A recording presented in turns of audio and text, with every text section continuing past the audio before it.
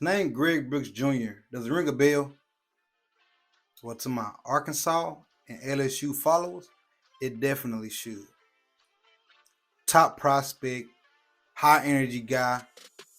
Flew around to the ball. All of a sudden, it's like he just vanished. What happened? Comes to find out, he's been sick, had cancer, brain tumor, and now he's filing a lawsuit against the University of Louisiana. Man, let's dive into it.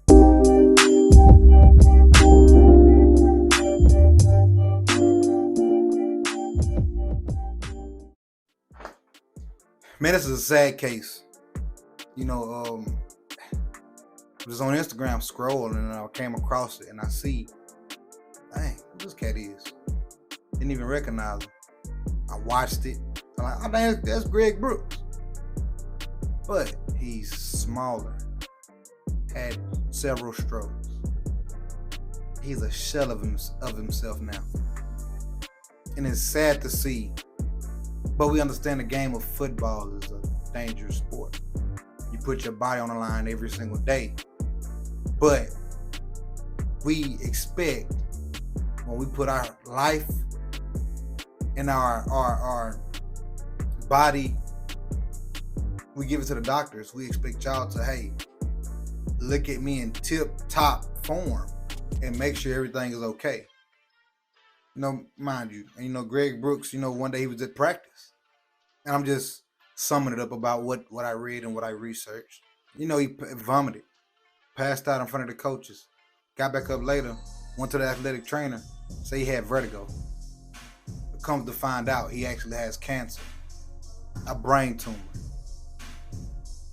But that's just the athletic trainer.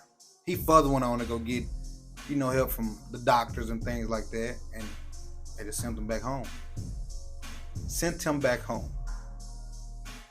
They finally took matters into their own hands, basically, and figured out that, man, I have brain cancer.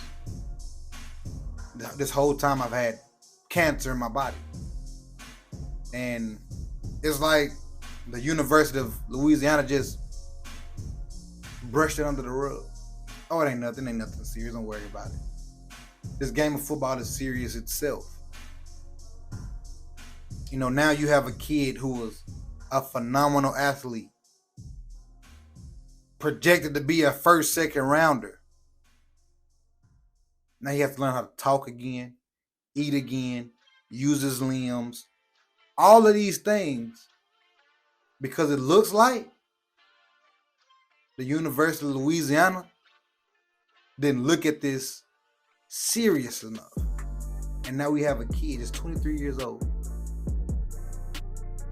23 years old. Gone. Probably would never play football again. There's no telling what else he will not be able to do again. Right now he's being pushed around in a wheelchair. He's moving around in a wheelchair. But with him being the fighter that he is, I think things from the football field is going to relate to this issue.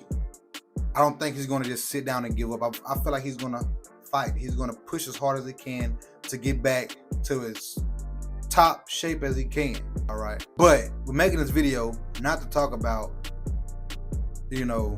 Greg Brooks' disability, but we're talking about how bad how you're at a top university. I expect when I go in to a hospital or anything, and if it's LSU, Ohio State, Alabama, Georgia, if I go into a hospital around with those doctors, I expect you guys to look at me like your life depends on it, because mine does, and it shows with Greg Brooks now. He's in a wheelchair, can no longer play the game that he loves. It's like his life got stripped from him because of error, because it got pushed to the side. Oh, it's not that serious. And if that's the case, granted, if they did everything possible and nothing showed up, okay, it happens. They're human. But I'm talking about if they did it. And from the sound of Greg Brooks and his father, they didn't do everything that could have been done. And that's the part that I knocked the University of Louisiana for. You didn't do everything necessary. This cat went out every Saturday, put his body and his life on the line for you guys, for that university. And you telling me y'all couldn't make sure that, hey, let's make sure this is nothing more, much more than, a slight headache. Vertigo, as they say. Let's see. You put the guy right back to practice after you diagnosed him with vertigo. Whole time he had cancer. Listen, we like to say how much money these football players make and things like that. Well, now you see why they make all this money. Not to say the cancer came from playing football. Not saying that.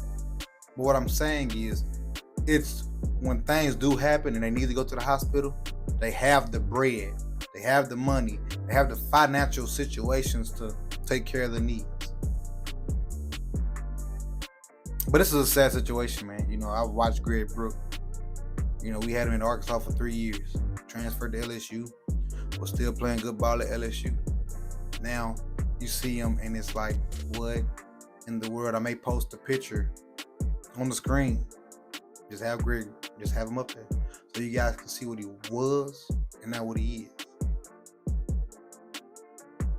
It's sad, man. I hope, this lawsuit, if it's because of, negligence, I hope something happens to the university. I really do, because like I said, this kid was going all in all for this university and you guys overlooked it, if that's the case. But if y'all did everything possible, y'all definitely should have paperwork, a paper trail showing that you guys did everything necessary to make sure everything was fine before y'all put him back on that field. But this is going to be an eye-opener for the younger guys and even guys in the NFL. Take care of yourself. Don't take it for granted. If you're feeling some kind of way, hey, I don't feel right, sit out. People do it in the NBA all the time.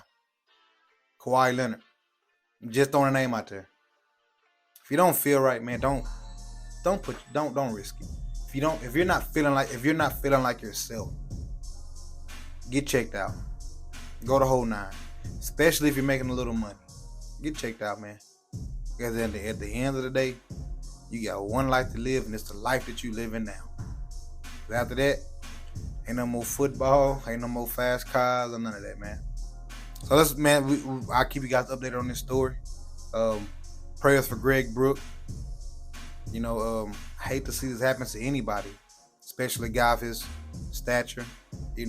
Phenomenal athlete, but we all understand it's gonna be a life after football, and his kind of came a little earlier than I'm sure he wanted it.